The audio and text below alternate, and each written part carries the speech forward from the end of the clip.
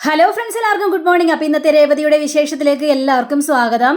അങ്ങനെ നമ്മുടെ ചന്ദ്ര ബിരിയാണി കഴിച്ചുകൊണ്ടിരിക്കുന്ന സമയത്താണ് ആ കാര്യം ഓർമ്മ വന്നത്. അപ്പോൾ ശ്രുതിയോട് ഭയങ്കര കയറി സംസാരിക്കുകയാണ്. ശ്രുതി സത്യം പറ, നിന്റെ അച്ഛൻ എവിടെ? അല്ല, മലേഷ്യയിൽ നിന്ന് ഫ്ലൈറ്റ് കയറിയെന്നൊക്കെയാണല്ലോ നീ എന്നോട് പറഞ്ഞത്. എന്നിട്ടെന്താ നിന്റെ അച്ഛൻ ഇവിടം വരെ എത്തിയില്ലേ? പറ ശ്രുതി, എന്താ നീ മിണ്ടാതിരിക്കുന്നത് എന്നൊക്കെ ചോദിച്ചു കഴിഞ്ഞപ്പോഴേക്കും സച്ചി അതിൻ്റെ ഇടയിൽ കയറി സംസാരിക്കുക. അവളെന്ത് കള്ളം പറയണമെന്ന് ആലോചിക്കുകയായിരിക്കും. കാരണം ചിലപ്പോൾ അങ്ങനെ ഒരു അച്ഛനുണ്ടോ ഇല്ലയോ, എന്താ ആർക്കറിയാം സത്യം. ഇതൊക്കെ കേട്ട് കഴിഞ്ഞപ്പോഴേക്കും ശ്രുതി ആകെ പേടിച്ചങ്ങനെ നിൽക്കുക. അപ്പോൾ വീണ്ടും ചന്ദ്ര ചോദിച്ചുകൊണ്ടിരിക്കുകയാണ്, എന്നെ നീ പറഞ്ഞ് പറ്റിക്കുകയാണോ? സത്യം പറഞ്ഞോ, എവിടെ നിൻ്റെ അച്ഛൻ? ആൻറ്റി എന്ത് പറയണമെന്ന് എനിക്കറിയില്ല ആൻറ്റി എന്നൊക്കെ പറയുക. ഞാൻ അച്ഛനെ വിളിച്ചായിരുന്നു, പക്ഷേ അച്ഛനെ വിളിച്ചിട്ട് കിട്ടിയില്ല എന്നൊക്കെ ഇനി സംസാരിച്ച് കഴിഞ്ഞപ്പോഴേക്കും ചന്ദ്രേ, നീയൊന്നും മിണ്ടാതിരിക്കുക ചന്ദ്രേ, നീ അധികം ഭക്ഷണം കഴിക്കുക. ഭക്ഷണം കഴിച്ചു കഴിഞ്ഞിട്ട് നമുക്ക് വിശദമായിട്ട് കാര്യങ്ങളെല്ലാം ചോദിച്ചറിയാം. ഇപ്പം തന്നെ എന്തിനാ ചോദിക്കുന്നത്? നീ ഏതെങ്കിലും കഴിക്കുക. അങ്ങനെ ചന്ദ്രയാണെങ്കിൽ മനസ്സോടുകൂടി തന്നെ ആ ഭക്ഷണങ്ങൾ കഴിക്കുക. ശ്രുതിക്കാണെങ്കിൽ ആകെ പേടി സഹിക്കാനും പറ്റുന്നില്ല. അങ്ങനെ കുറച്ച് കഴിഞ്ഞപ്പോഴേക്കും ശ്രുതിയാണെങ്കിൽ റൂമിൽ കിടന്ന് പുതച്ച് മുടിങ്ങനെ കിടന്ന് ഉറങ്ങുമ്പോൾ ചന്ദ്ര പാഞ്ഞിങ്ങനെ വരിക. എന്നിട്ട് ശ്രുതി എന്ന് പറഞ്ഞിട്ട് വിളിക്കുക. നീ എന്താടി ഈ സമയത്ത് കിടക്കുന്നത്? അത് പിന്നെ ആൻറ്റി ഭക്ഷണം കഴിച്ചല്ലേ, അപ്പോൾ ഒന്ന് കിടക്കാമെന്ന് വിചാരിച്ചു. ഓഹോ, അങ്ങനെയാണോ? നിനക്ക് കിടക്കാം, പക്ഷേ എനിക്ക് സമാധാനത്തോടെ കിടക്കാൻ പറ്റില്ല. അയ്യോ, എന്താ ആൻറ്റി, എന്താ പറ്റിയത്? ബിരിയാണി കഴിച്ച് ദഹിച്ചില്ലേ, അതാണോ ആൻറ്റിക്ക് കിടക്കാൻ പറ്റുമെന്ന് പറഞ്ഞത്? നീ എന്താ എന്നെ പരിഹസിക്കുകയാണോ? നിനക്ക് മനസ്സമാധാനത്തോടെ ഇരിക്കാൻ പറ്റും, പക്ഷേ എൻ്റെ മനസ്സിന് ഒരു സമാധാനവുമില്ല. നീ കാരണമാണ് അതെല്ലാം സംഭവിച്ചത് ആൻറ്റി. അതിന് ഞാനൊരു തെറ്റും ചെയ്തിട്ടില്ല ആൻറ്റി എന്തൊക്കെയാ പറഞ്ഞു വരുന്നത്? എനിക്കൊന്നും മനസ്സിലാവുന്നില്ല ആൻറ്റി. നിനക്ക് മനസ്സിലാവില്ല, കാരണം നീ കൊച്ചുകുട്ടിയല്ലേ. അതുകൊണ്ട് ഞാൻ പറയുന്ന കാര്യങ്ങളൊന്നും നിനക്ക് മനസ്സിലാവില്ല ശ്രുതി. ആൻറ്റി എന്താന്ന് വെച്ചാൽ പറ ആൻറ്റി, നിൻ്റെ അച്ഛൻ എവിടെ? നിൻ്റെ അച്ഛൻ മലേഷ്യയിൽ നിന്ന് പുറപ്പെട്ടെന്ന് പറഞ്ഞു കഴിഞ്ഞിട്ട് നിൻ്റെ അച്ഛൻ എവിടെ പോയെന്ന് കേട്ട ശ്രുതി വീണ്ടും ഞെട്ടുക. കാരണം പ്രശ്നങ്ങളെല്ലാം സോൾവ് ആയെന്നാണ് ശ്രുതി വിചാരിച്ചത്. പക്ഷേ ഇത്തരത്തിലുള്ള വലിയ പാരയായിട്ട് മാറുമെന്ന് ഒരിക്കലും പ്രതീക്ഷിച്ചില്ല. അങ്ങനെ നമ്മുടെ ശ്രുതി പറയാണ്, ആൻറ്റി അത് പിന്നെ ഞാൻ ആൻറ്റിയോട് എന്താ പറയണ്ട ആൻറ്റി, എനിക്കറിയില്ല ആൻറ്റി. നിനക്കറിയില്ലെന്നോ? നിൻ്റെ അച്ഛൻ എവിടെ പോയെന്ന് നിനക്കറിയില്ലേ ശ്രുതി? നീ കുറേ ദിവസങ്ങളായി പറയുന്നു അച്ഛൻ ഇപ്പം വരും, നാളെ വരും. അച്ഛന് തിരക്കാണ്, ബിസിനസ്സാണ് ആൻറ്റി. അതെ ആൻറ്റി, അച്ഛന് വലിയ ബിസിനസ് ആയതുകൊണ്ടാണ് അച്ഛൻ വരാത്തത്. നീ ഒരു കാര്യം പറഞ്ഞേക്കാം, നിൻ്റെ അച്ഛന് ബിസിനസ് അല്ലേ? എന്ത് ബിസിനസ് ആടി അതിന് മാത്രം? ഒരു 5 മിനിറ്റ് മകൾക്ക് വേണ്ടി മാറ്റി വെക്കാനായിട്ട് പറ്റില്ലേ ആൻറ്റി? ചിലപ്പോൾ അച്ഛൻ വന്നിട്ടുണ്ടാവും, നമ്മുടെ ഇവിടെ പ്രശ്നങ്ങളെല്ലാം ഉണ്ടായല്ലോ, അതുകൊണ്ട് അച്ഛൻ മടങ്ങിപ്പോയിട്ടുണ്ടാവും. മടങ്ങിപ്പോയെന്നോ? നിൻ്റെ അച്ഛൻ എങ്ങനെ അറിയാം നമ്മുടെ ഇവിടെ പ്രശ്നം ഉണ്ടെന്ന്? അല്ല, അതോ പ്രശ്നം ഉണ്ടെന്ന് അറിഞ്ഞോട്ടെ, നിന്നെ കാണാതെ നിൻ്റെ അച്ഛൻ പോകുമെന്നോ? ശ്രുതി, പറയുന്നതിന് കുറച്ച് ഇതൊക്കെ വേണം. എന്നെ മണ്ടിയാക്കാമെന്ന് വിചാരിച്ചു നീ? നടക്കാത്ത കാര്യമാണത്. ഈ ചന്ദ്രയെക്കുറിച്ച് നിനക്കറിയില്ല ശ്രുതി.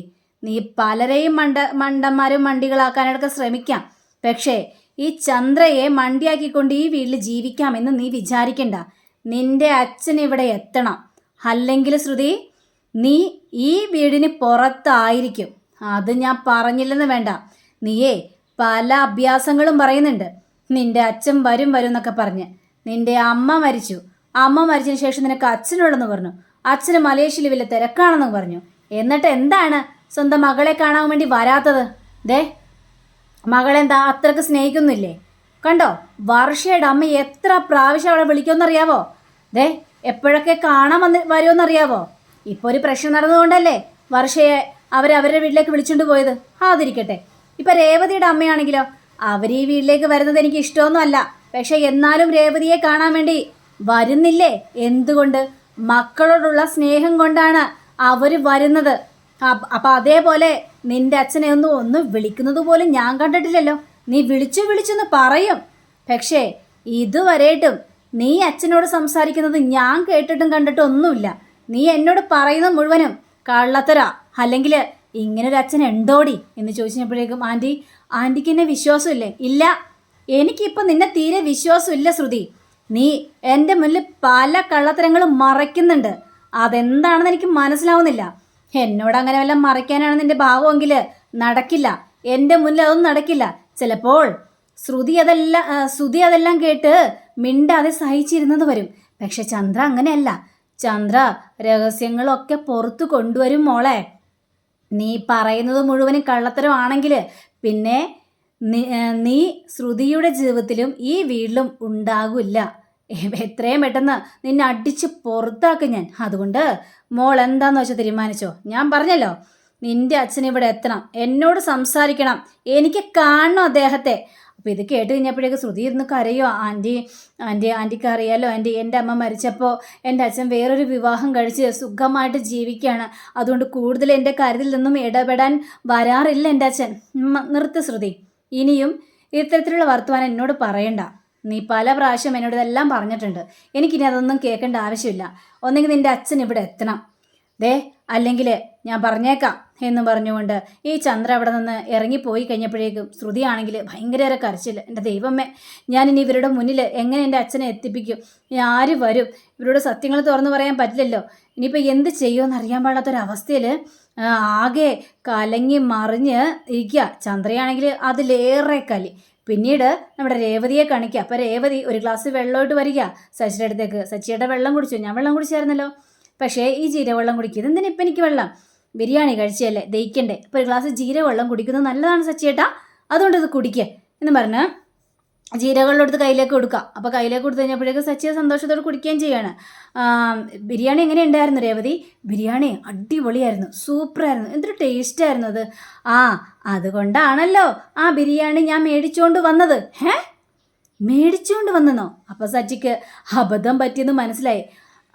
അത് പിന്നെ എന്താ സച്ചിയേട്ടാ? സച്ചിയേട്ടൻ എന്നോട് പറഞ്ഞത് സച്ചിയേട്ടൻ്റെ ഒരു കൂട്ടുകാരൻ സച്ചിയേട്ടൻ്റെ കയ്യിലേക്ക് ബിരിയാണി തന്നു എന്നല്ലേ പറഞ്ഞത്? അത് ശരിയാ രേവതി, അവൻ എൻ്റെ കയ്യിലേക്ക് ബിരിയാണി തന്നു. ആ ബിരിയാണി ഞാൻ മേടിച്ചുകൊണ്ട് വന്നു എന്നാണ് ഞാൻ ഉദ്ദേശിച്ചത്. അല്ല, എനിക്കറിയാൻ പാടില്ലാത്തൊരു കൂട്ടുകാരനോ? അതേതാണ് സച്ചിയേട്ടാ ആ കൂട്ടുകാരൻ? അല്ല, എൻ്റെ കൂട്ടുകാരെല്ലാം നിനക്കറിയാവാ? അല്ല, സ്റ്റാൻഡിൽ അങ്ങനെ ഒരു കൂട്ടുകാരൻ ഞാൻ കണ്ടിട്ടില്ല. അത് സ്റ്റാൻഡിലെ കൂട്ടുകാരനൊന്നുമല്ല, എൻ്റെ ഒരു പഴയ കാല സുഹൃത്താണ്. സച്ചിയേട്ടൻ എന്നോട് കള്ളത്തരം പറയുകയാണെന്ന് എനിക്ക് മനസ്സിലായി സച്ചിയേട്ടാ. സത്യം പറഞ്ഞോ, സച്ചിയേട്ടൻ ഇത് ഏതെങ്കിലും റെസ്റ്റോറൻറ്റിൽ നിന്ന് മേടിച്ചുകൊണ്ട് വന്നല്ലേ? ഇല്ല രേവതി, ഞാനെന്തിനാ റെസ്റ്റോറൻറ്റിൽ നിന്ന് മേടിച്ചുകൊണ്ട് വരുന്നത്?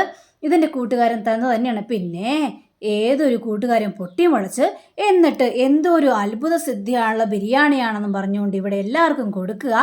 ഇതൊക്കെ വിശ്വസിക്കാൻ മാത്രം മണ്ടിയല്ല ഞാൻ. സത്യം പറഞ്ഞോ സച്ചിയേട്ടൻ ഇത് ഏതോ റെസ്റ്റോറൻറ്റിൽ നിന്ന് മേടിച്ചുകൊണ്ട് വന്നതല്ലേ രേവതി?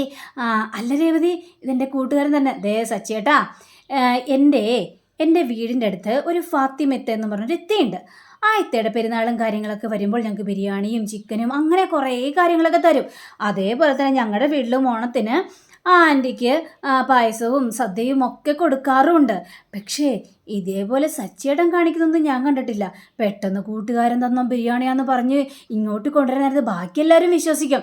പക്ഷേ ഈ രേവതിയെ വിശ്വസിപ്പിക്കാനായിട്ട് നോക്കണ്ട സച്ചിയേട്ടാ. പറഞ്ഞോ, സത്യം പറഞ്ഞോ, ഇത് റെസ്റ്റോറൻറ്റിൽ നിന്ന് മേടിച്ചല്ലേ സച്ചിയേട്ടാ? ഇത് കേട്ടത് സച്ചിക്ക് പിടി വീണെന്ന് മനസ്സിലായി. അങ്ങനെ സച്ചി ഓടിപ്പോയിട്ട് നേരെ കഥ കടച്ചിട്ട്, എൻ്റെ രേവതി ഇവിടെ വന്നിരുന്നേ, സത്യവും ഞാൻ പറഞ്ഞത്, അതേ റെസ്റ്റോറൻറ്റിൽ നിന്ന് മേടിച്ചുകൊണ്ട് വന്നതാ. ഞാൻ ആ റെസ്റ്റോറൻറ്റിൽ ബിരിയാണി മേടിച്ചുകൊണ്ട് വന്നുകൊണ്ട് എല്ലാവരും കഴിച്ചല്ലോ. അച്ഛൻ കഴിക്കൂലെന്ന് പറഞ്ഞു, അമ്മ കഴിക്കാതെ അച്ഛൻ ഭക്ഷണം കഴിക്കില്ലെന്ന് പറഞ്ഞു. പാവമല്ലേ, വയ്യാത്തല്ലേ, ഇനി ഭക്ഷണം കഴിക്കാതെ വേറെന്തെങ്കിലും അസുഖം വന്നാലോ? അപ്പോൾ പിന്നെ എനിക്കിതല്ലാതെ വേറൊരു നിവൃത്തി ഉണ്ടായിരുന്നില്ല. അതുകൊണ്ടാണ് ഞാൻ ആ ബിരിയാണി മേടിച്ചുകൊണ്ട് വന്നത്. നല്ല ഫേമസ് ഹോട്ടലിലെ ബിരിയാണിയാ. ആഹോ, അങ്ങനെയാണല്ലേ. പക്ഷേ എനിക്കൊരു കാര്യം മനസ്സിലായി, അച്ഛനോട് സച്ചിയേട്ടൻ സ്നേഹമുണ്ടെന്നൊക്കെ എനിക്കറിയാം. പക്ഷേ അച്ഛനെ സന്തോഷിപ്പിക്കാൻ വേണ്ടി മാത്രമല്ല, അമ്മയോടുള്ള സ്നേഹവും കരുതലും ഉള്ളത് കൊണ്ടാണ് സച്ചിയേട്ടൻ ഈ ബിരിയാണി മേടിച്ചുകൊണ്ട് വന്നത്. ശ്രീകാന്ത് പോയതിൽ പിന്നെ അമ്മ മര്യാദയ്ക്ക് ഭക്ഷണം കഴിച്ചിട്ടില്ല എന്ന് സച്ചിയേട്ടൻ അറിയാം. അതുകൊണ്ട് അമ്മയ്ക്കും കൂടിയല്ലേ ഇതെല്ലാം മേടിച്ചുകൊണ്ട് വന്നത്. ഇത് കേട്ട് സച്ചിയുടെ മുഖഭാവമാകെയൊന്ന് മാറുകയാണ്. സച്ചിയേട്ടാ അല്ലേ സച്ചിയേട്ടാ അല്ലേ, അമ്മ ഇതുവരെ സച്ചിയേട്ടൻ ഭക്ഷണം കഴിച്ചിട്ടുണ്ടോ എന്ന് ചോദിക്കുന്നത് ഞാൻ കേട്ടിട്ടില്ല. പക്ഷേ അമ്മയൊന്ന് വിശന്നിരുന്ന് കഴിഞ്ഞപ്പോഴേക്കും സച്ചിയേട്ടൻ ഓടിപ്പോയി ഭക്ഷണം എല്ലാം മേടിച്ചുകൊണ്ട് വന്നു. രേവതി, അത് പിന്നെ എന്നെ ആദ്യമായിട്ട് ഊട്ടിയത് എൻ്റെ അമ്മ തന്നെയല്ലേ. അപ്പം പിന്നെ ആ അമ്മ വിശന്നിരിക്കുമ്പോൾ എനിക്ക് സഹിക്കാൻ പറ്റുമോ രേവതി?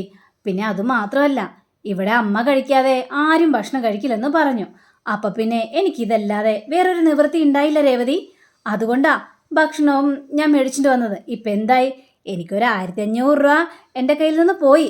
എന്നാലും കുഴപ്പമില്ല, എല്ലാവരും സന്തോഷിച്ചല്ലോ, എല്ലാവരും ഭക്ഷണം കഴിച്ചല്ലോ, എനിക്ക് അത്രയും മാത്രം മതി സച്ചിയേട്ടാ. സച്ചിയേട്ടനെ എന്ത് പാവമാണ് സച്ചിയേട്ടാ.